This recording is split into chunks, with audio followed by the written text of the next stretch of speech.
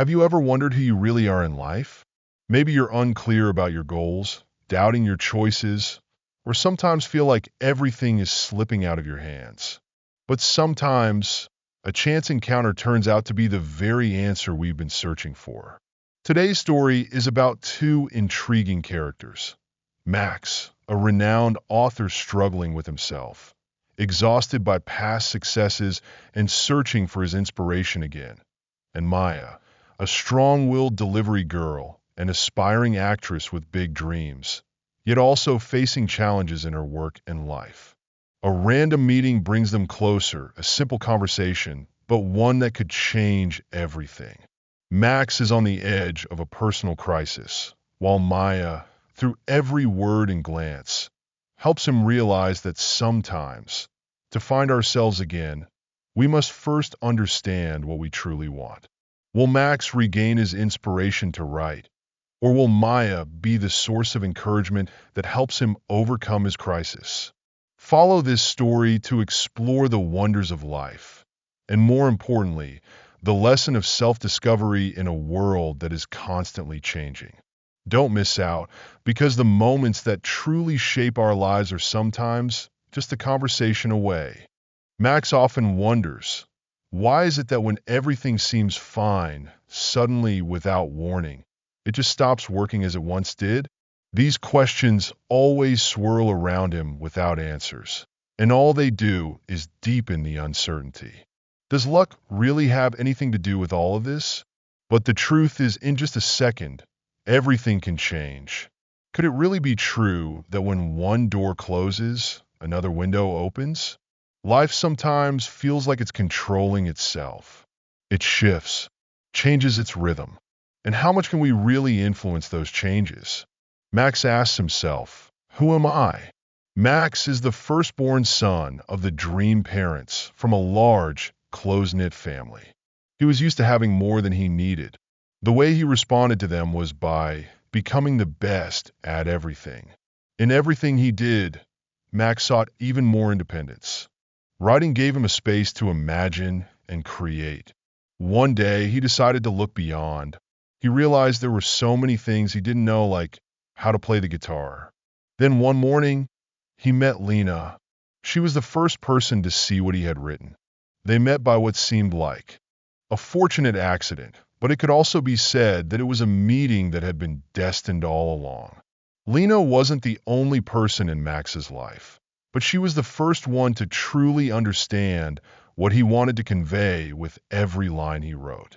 Each time Max wrote, he felt as though a part of him was reborn, challenged, and recognized. Lena brought him the feeling of being accepted, even if he didn't always understand what he was doing. Sometimes Max wondered if all this luck was something he truly deserved. The paths he had walked, the decisions he had made, were they really his? Or were they just a result of chance, the twists and turns of life bringing him here? Max started to doubt. But one thing he was sure of, life never stands still. It changes, and so does Max. What he thought was certain could, one day, shatter and open new doors. Would he have the courage to walk through them? Then one day, Lena handed Max's book to Tom. Tom couldn't stop reading. He flipped through every page, his eyes glued to the words he couldn't pull away from. The sentences in the book felt like fragments of a story he had never seen before, but strangely familiar. Tom couldn't keep it to himself. He handed the book to Isla, his closest friend. Isla, with her attentive gaze, read each sentence. She felt moved. Every word seemed to touch a corner of her soul, as if it were something she had always pondered but never had the chance to express. Isla knew this wasn't just any book, and that feeling urged her to share it. Isla passed the book to Professor Hallberg, a man with deep insight and vision in the publishing industry. Professor Hallberg read it, but his face showed no signs of being impressed. This isn't a particularly great work, he said. Isla felt a slight disappointment, but it wasn't entirely surprising. However, Professor Hallberg made a different decision. He handed the book to Mr. Whitaker, who owned a major publishing house where many significant works had been released. And from that moment on, everything began to change. Mr. Whitaker was a powerful figure in the publishing industry, and when he set his sights on this book, everything seemed to take a new direction. And do you know what happened? I want to tell you that the first edition is almost sold out, Mr. Whitaker said. But who could have predicted fate? Would this lead them to a new path? As luck and challenges kept arriving, while the questions about identity and one's journey continued to linger in each person's heart. One day, the publishing house called Max.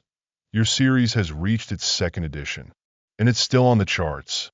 When Max's book was published for the second time, his life turned a new page.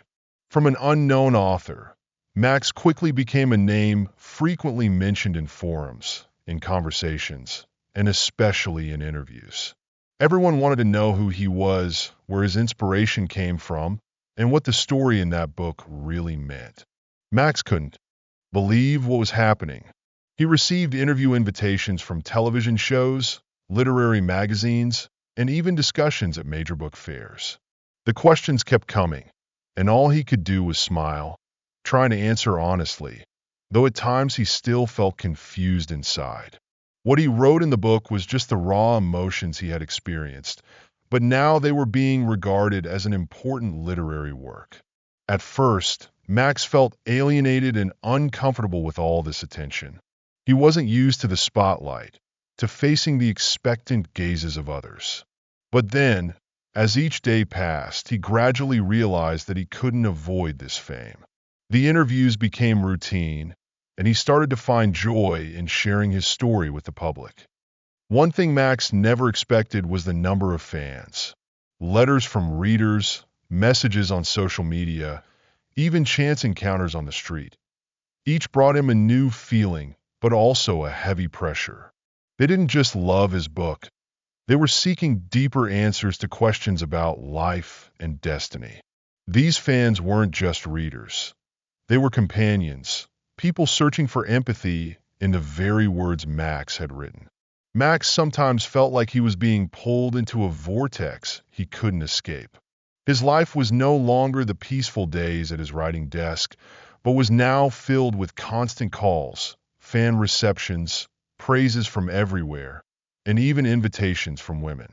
He wondered if this fame was truly what he wanted, or was it just a part of the game fate had designed for him? Then one afternoon, as Max sat on the sofa thinking about new stories and new publications, the doorbell rang. Max opened the door to find a delivery girl named Maya. "Good afternoon. Who are you?" Max asked. "Who am I?" Maya repeated the question in her head as she stepped into Max's office. The feeling of uncertainty still lingered around her. That question wasn't just what Max had asked her. It was a question she was asking herself. Who was she? Who was she really looking for? Who had she become over the years? Maya grew up with her grandparents. It was a childhood she cherished deeply. The memories of those days with her grandparents were still vivid in her mind, as if everything was still fresh. But time passed, and everything changed little by little. Everything started to slip away from her. First, it was her grandfather, who had always been her rock throughout her childhood. Then it was her grandmother. Both beloved figures had passed away, leaving her to face the vast world alone. Every time she thought about them, Maya felt a void that couldn't be filled. The laughter, the cheerful stories of her grandparents were now just memories. She felt like a missing piece, lost in a life where she didn't know where to turn for answers about herself. Am I on the right path? Am I being true to myself? The city seemed like the perfect place for Maya to start a new life. It offered her hope for growth, a future that could be built from small beginnings. At first, everything went relatively smoothly at Mr. Gabriel's produce shop, where she worked. The job wasn't always easy, but at least it gave her a sense of direction. However, the greed of those around her became unbearable once she started earning more than they did. Envy crept in, And Maya soon realized that not everyone could accept the success of others with ease. Things began to change when she casually met a talented hairdresser who specialized in wigs for actors at the nearby theater. Every afternoon, actors would come to request wigs for their roles. Maya began assisting the hairdresser, packaging the wigs and delivering them to the theater. This task continued for several months, a quiet job, but one that made Maya feel as if she were stepping into a different world.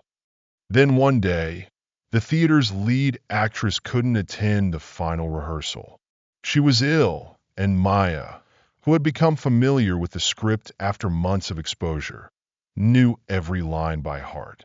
She could hear her own voice echoing in her mind. Thinking about it makes me want to tear myself apart. Each line flowed from her lips as smoothly as a seasoned actress. The applause began, growing louder and louder. An unusual feeling overtook her. Not everyone got a chance like this, an accidental moment that could change a life. Before long, the real opportunity came. Maya's first works quickly proved their worth. She received her first payments. Not much, but enough to make her feel she could keep moving forward. She decided to invest in a bicycle.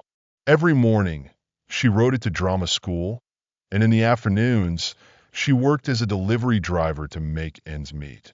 One day, she arrived at a luxury apartment, adjusted her cap, and rang the doorbell. Maya stood before the elegant wooden door, knocked softly, then pressed the doorbell.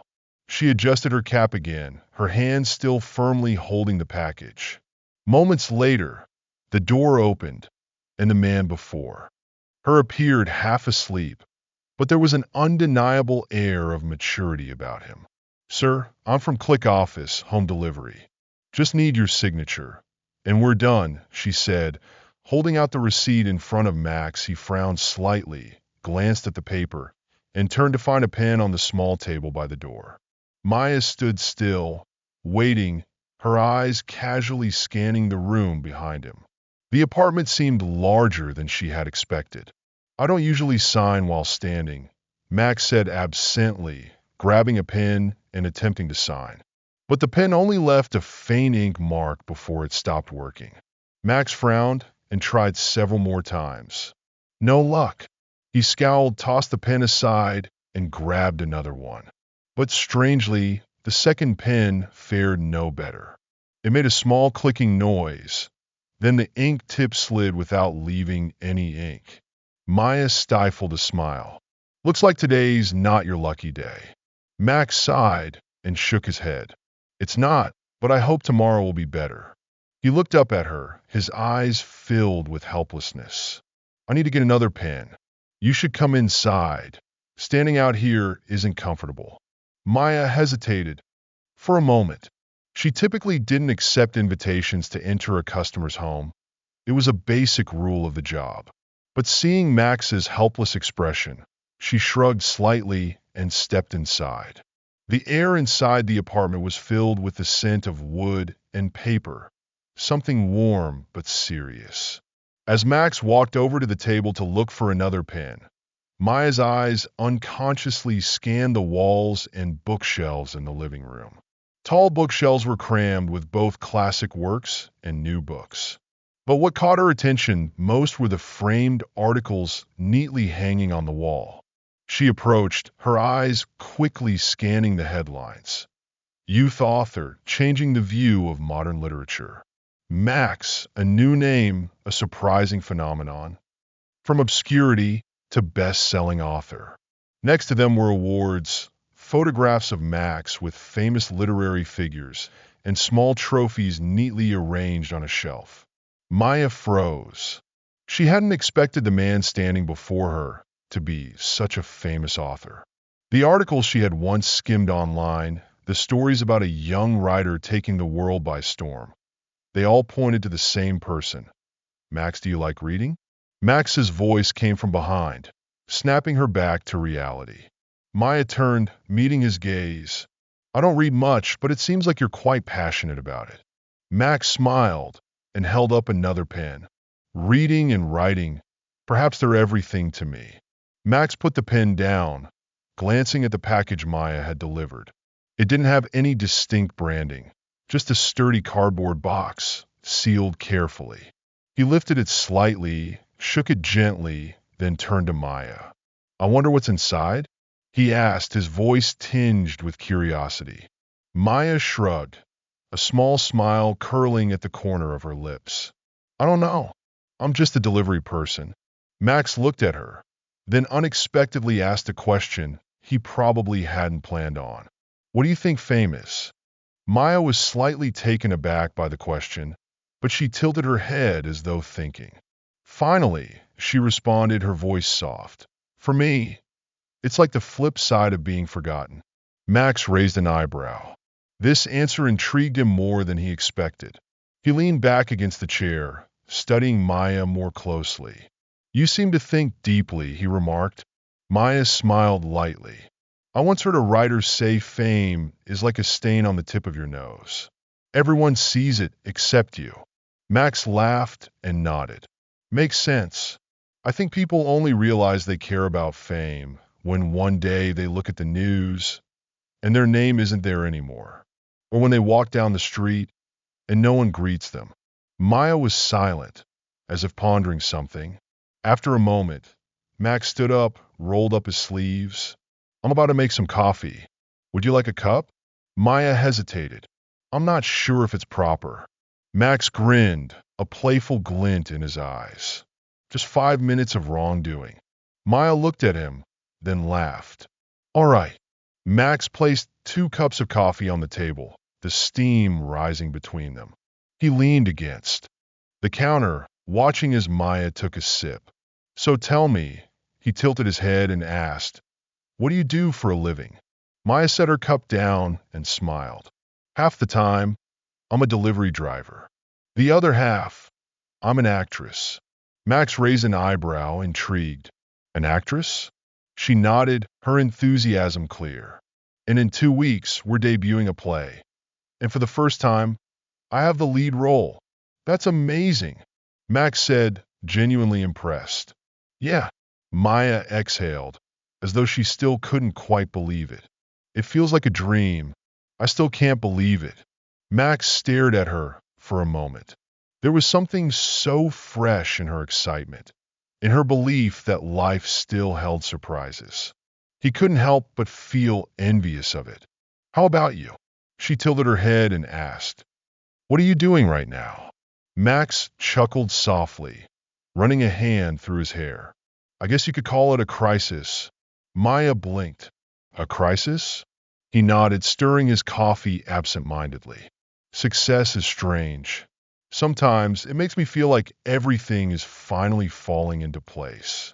But then almost immediately, I wonder if I even know who I am anymore." Maya studied him intently, as if trying to read what lay hidden behind his words. "Maybe it's because you're standing too close to it. When you're inside the picture, you can't see the whole thing." Max looked at her, surprised by the depth of her insight. He hadn't expected that. He gazed into his coffee cup, the steam swirling gently above the dark liquid.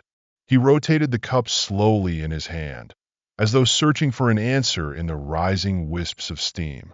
"Things aren't easy for me anymore," he spoke in a low voice, his eyes still locked on the coffee cup. "It's like everything changed suddenly. One moment, I was on top, a place I never thought I would be.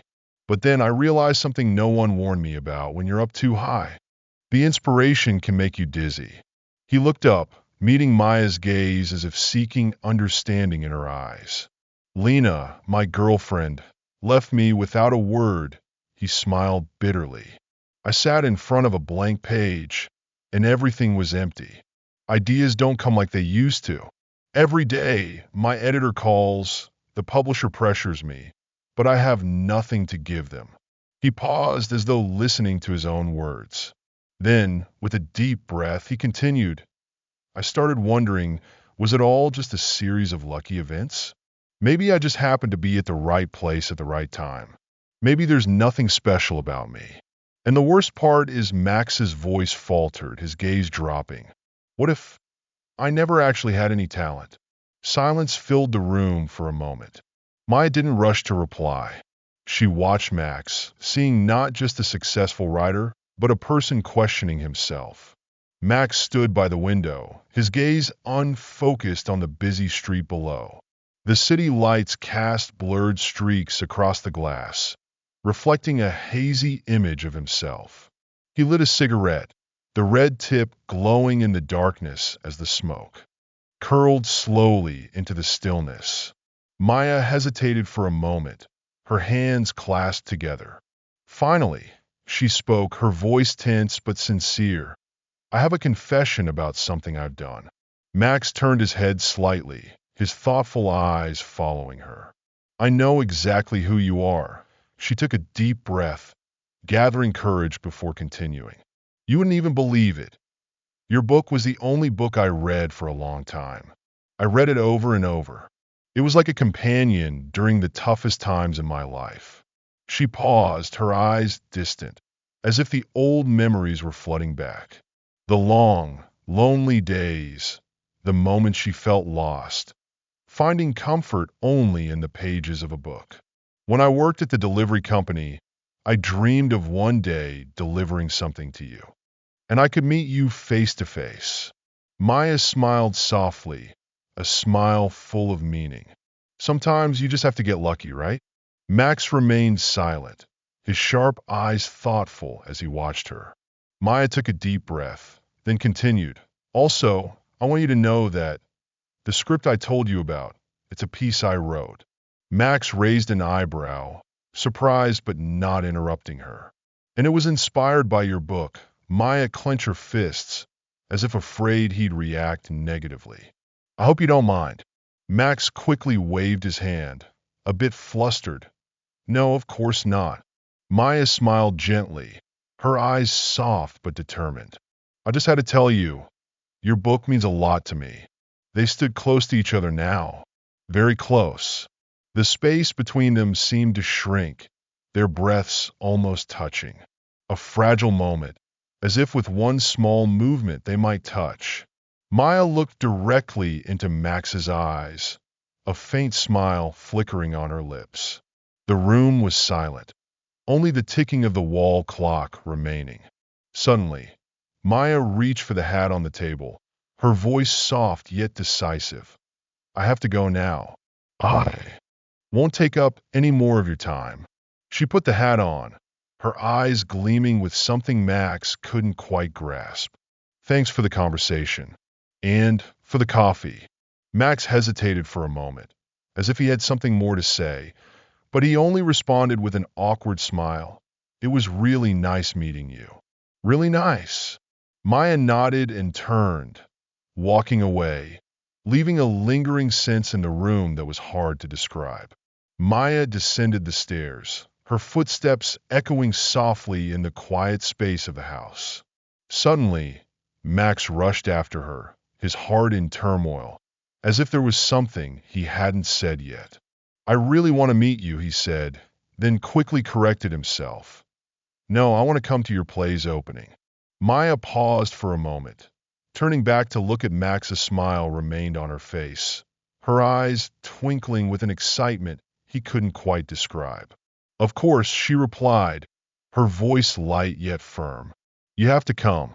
I'll send you an invite. And with that, Maya turned and walked away, her steps light as she left the house. Max stood there, watching her go, feeling as though part of him was leaving with her. He turned back into the house, his eyes involuntarily stopping at the package on the table. Curious, he moved closer, his hands trembling as he opened the box. But there was nothing inside the package. Max hurried to the balcony, his eyes searching for Maya's figure at the end of the street. Hey, there's nothing in the box, he shouted, but his voice echoed back in the stillness, as if waiting for a response. Maya turned back, flashing a wide smile, and replied, Are you sure? She looked at him, her eyes full of mystery. Look again, maybe this time you'll get lucky. And with that, she pedaled away, gliding through the streets, leaving Max standing there with countless questions. He turned back inside, his mind swirling, and looked again at the package. That's when he realized the truth. This was the very package Maya had sent him. There was nothing inside, yet so much that he hadn't been able to see right away. Maya must have known he was going through a tough time, feeling lost and directionless. Maybe sending him this empty package was just a way for her to meet him, to create an opportunity for them to talk and help him get through the crisis he was facing. The unexpected support from Maya helped Max gradually regain his inspiration. He began to feel more confident in himself, realizing that he still had the ability to write, to create. Words began flowing from his mind, shaping into new, better, deeper works.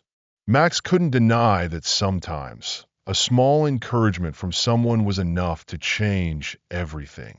And during those tough days, it was Maya, with her sensitivity and sincerity, who helped him find his way again. As time passed, Max started writing again, each sentence flowing from the fractured thoughts in his mind.